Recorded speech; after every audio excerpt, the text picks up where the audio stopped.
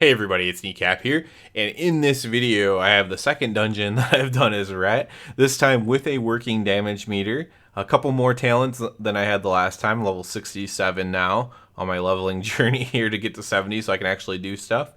And yeah, we're doing a dungeon called Brackenhide Hollow, had a ton of trash in it, so that's good to test AoE stuff, which is what my build is, an AoE build. So so behind me is just kind of the VOD playing of the run, and then I will switch over to the actual like beta and look at the overall damage meter and look at like the talents and stuff like that and kind of talk about those as well at the end. So this is just video playing in the background of the dungeon run. So my big takeaways. So let's go with my big takeaways first. My big takeaway was, so I got to play a little bit more as I'm leveling up. I just kept leveling in this AoE build because I kind of wanted to get a feel for like Path of Ruin and stuff like that. My big takeaway is, especially on packs that are 5 or less, Final Reckoning into Path of Ruin feels really, really good. I say 5 or less because after 5, Path of Ruin does reduce damage, and it becomes somewhat noticeable that it's not doing as much damage as it normally does. Just comparing to your Divine Storm, which still does a ton of damage. Even after 5, it goes up to what, 8 or something now. So, and it hits more targets, but at reduced damage, just like Path of Ruin does at 5. So, but packs 5 or less, Path of Ruin with Final Reckoning feels really, really good to press. Divine Toll still, when you enter a pack with 0 Holy Power and use Divine Toll, still feels really, really good to press that and get max Holy Power. Another takeaway was that the Consecration actually damage feels pretty good. I'm sure tuning could still be done on it and stuff like that, but the ability that causes an extra Consecration on your Art of War procs, and then putting down your own Consecration, that damage feels pretty good overall on the damage. I'm sure it could be more, perhaps, maybe, to make it feel even better to press, but it actually wasn't that bad in my opinion. Lastly, I would say that my main takeaway was that the Divine Storm it's still kind of like a Divine Storm simulator right now. This ability feels very good to press. It's very strong right now. At least, it feels very strong to me. There's a noticeable difference in these mobs' health that I'm killing here every time I press Divine Storm, and it feels really good to press. Since I'm in a full like AoE dungeon build, my single target does not feel very strong. Comparatively, when there's only one mob to hit, but the Divine Storm feels very, very, very strong. I don't think I mentioned Exorcism. So then the last thing would be Exorcism. So I'm going to spend a little bit of time on Exorcism here. So the main takeaway from Exorcism that I've heard, specifically from people that I respect, is that it's basically tuned very badly, doesn't feel good to press, don't even bother taking it, is the things that I've heard. I've continued to take it so far just to kind of see what it was like.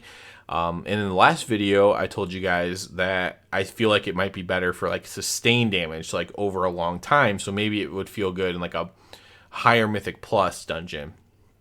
After doing this dungeon, I actually don't feel that way anymore as far as the Mythic Plus part of it goes. I still think maybe it would feel good in like a council fight, right? Where you have 3+ targets up for 5 to 8 minutes or something like that. But I think right now where the tuning ad is on it, it's so low that it would take a very long fight like that for it to do anything that's kind of meaningful. So what can fix this? Tuning can fix this.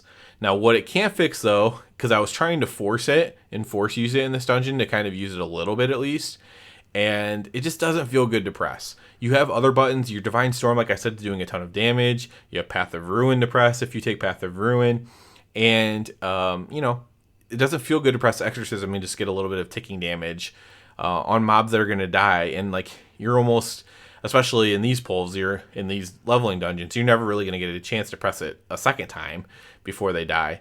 And if you did, they would die, pretty quickly into the die. So then it's not worth taking it. So it does not feel that good to press. I have some ideas for a solution. Obviously, just doing more damage makes it a better button to press. It doesn't make it feel better. The feel better problem is just that because in that span of time, it's a 20-second cooldown, you just have so many other buttons that you would probably rather press than it. So it just, you'd rather use your Divine Storm, frankly, right? Or build a builder to press Divine Storm. It doesn't fit in with the builder spender, paradigm. And so I think the way I feel right now is that either it needs to like generate a holy power in itself, or it needs to just become like a cooldown, right? So go away from the traditional way Exorcism is, maybe make it even like a 1 second cast, but make it very strong and make it a cooldown that you use at the beginning of a pack. So like you go into a pack, pop your wings, cast your Exorcism for like a big cooldown that then does a big dot to everything in it, right? So you don't get it all the time, you don't get it every 20 seconds, but when you do get it, it does meaningful damage and it feels good to press. So that's kind of where I'm at with it now. I don't necessarily see that ever happening, but just playing with it this time, that's truly how I feel about it. Like, I don't think it fits in with if you made it one holy power, then it kind of fits in at least. Crusader Strike or Exorcism, where you just press it anyways because it's 20-second cooldown, get it on cooldown. Maybe then it would feel better to press, but right now it doesn't feel good to press. I'm going to have it off the next time that I do a dungeon. I'm going to run with it off. The other change I'm going to make the next dungeon, and we'll talk more about the talents specifically when I get there, but I'm going to change Path of Ruin out for... I'm going to do the same dungeon and change Path of Ruin out for Wake of Ashes, and keep Wake of Ashes and then do the Ashes to Dust talent that lets it proc or whatever on like your tier set does right now in Shadowlands. And so I'm going to try that and compare the damage profiles between doing the same dungeon at the same level with those two different talents, because when you're pulling more than 5, I just have a feeling that Wake of Ashes might end up being a little bit better pulling more than 5. I'm not sure on that though. Path of Ruin is really, really strong. There's no doubt about it. On bosses, it's pretty good. So like when you're not running Execution Sentence, right? All of a sudden Path of Ruin even becomes a better single target option than normal. So it could be good for a dungeon build just because of that. So those are things I'm going to kind of look at and compare. And I don't know what my I don't have any idea which way I'm going to go on this, but I'm going to try without Path of Ruin and see what I feel, and then compare, and I'll let everybody know obviously what my findings were there. But I do think Path of Ruin either way is going to have a place, whether that's only in like dungeons like Mechagon Workshop or Upper Kara, where you're pulling smaller packs all the time pretty much. Path of Ruin will either have a place there, or it'll have a place in like council or cleave fights. I think it will have a place either way, and we're just gonna see if like it's like a go-to thing for any time there's multiple targets, right? That basically, so dungeons, but also like, oh, there's multiple targets on this boss, so I'm not taking Execution Sentence, and so I'm going to take Path of Ruin. So we'll see if that's the case, which is kind of what I think it might be, but I'm not sure yet. So I do want to compare the two of those together 100% for sure. Definitely feels good though. I'm doing a ton of damage. I wouldn't, get too excited by the damage meter if you keep seeing me at the top on everything down here on the damage meter. I want to get too excited because, first of all, much higher item level than everyone else in this group. And number 2, the gavel of the jailer or whatever is extremely broken and doing like a ton of damage. And here it's doing the correct amount of damage, but like compared to other abilities tuning, it's just like way too high. So I wouldn't like put too much stock into that, but it does feel good. Like obviously, and when I pop my wings, it's like obvious that I have my wings popped and doing a ton of damage. Hitting things is very, very hard. It's hard to put into actual numbers how hard things are hitting because stats are different. Everything's a little bit different than Shadowlands numbers. But like Path of Ruin can hit quite hard for sure, and that definitely felt good. So, is there anything else I want to talk about? I hit on Consecration, Path of Ruin, Exorcism. One other thing I guess I'd hit on that I'm going to on the talents anyways is that the interaction of Sanctified Wrath, Judgment giving you 2 holy power instead of 1, and then with Divine Resonance, with the Divine Resonance under the Divine Toll, so like the legendary that you are probably using in Shadowlands if you're playing Shadowlands, Divine Resonance, that feels very good together. So if you want to know what I mean by that is, so let's say I'm at 1 holy power, and then I get an Art of War proc, so I use my Blade of Justice, that puts me up to 3 holy power, but then my Divine Resonance Judgment hits, I'm immediately at 5. So you can go from 1 to 5 holy power just instantly. Obviously with a weak aura, tracking your Divine Resonance or whatever, that becomes a lot easier to actually plan for and make sure you don't go over the 5 or anything like that. But there were multiple times during this dungeon where I just went from like 1 to 5 holy power, specifically those numbers, and it just felt really, really good. So that interaction feels quite good. It makes me have a little bit more maybe respect for Divine Toll, even in a single target situation, just to get Divine Resonance. Here you see me never pull a mob that can do a knockback onto a bridge. Granted, I had no idea that could happen, and the tank probably didn't know that either. They almost wipe here because I'm not in the group to help do damage, but it takes me forever to get back. But yeah, so that would be my takeaway on that. Let's see what else. So the Sanctified Wrath, again, the Judgment gives 2 holy power. Divine Resonance is hitting free judgments. Lots of holy power. I don't think there's anything else. I was trying to kind of skip ahead here to some other stuff. Let's see. Let's skip ahead towards this last boss in here. Okay, so yeah, I think those are my main takeaways. I got to use my spell warding once. That felt really good to use. It was lots of poison damage in this dungeon. I had to use a bubble, and then shortly after, I got to use the spell warding to immune all the magic damage or whatever. So that felt good to use. The defensive feels good to use a Mythic Plus. But yeah, I think those are about all my main takeaways. So we can watch this last boss here before I get fully into the talents and the damage breakdown. A little bit how I felt about that.